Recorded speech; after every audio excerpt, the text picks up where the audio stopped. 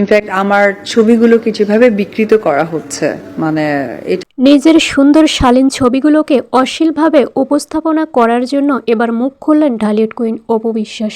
অপু বিশ্বাস বলে যে বর্তমান সময়ে সোশ্যাল মিডিয়ার প্ল্যাটফর্মগুলোতে সবচেয়ে বেশি আমি হেনস্থার শিকার হচ্ছি। তারা আমার সভ্য শালীন ছবিগুলোকে এমনভাবে বিকৃত করে যেটা দেখলে আসলে আমি অবাক হয়ে যাই। ইনফ্যাক্ট আমার ছবিগুলোকে যেভাবে বিকৃত করা হচ্ছে, মানে এটা আসলে আমার কিছু বলার নাই। আমি এটুকুই খালি বলবো যে যারা তথ্য প্রযুক্তি জায়গায় আছেন, আমাদের যেহেতু এটা বাংলাদেশের প্রেক্ষাপট, কিছু কিছু অ্যাপস বা ওয়েব আমরা চাইলেই অফ করতে পারি।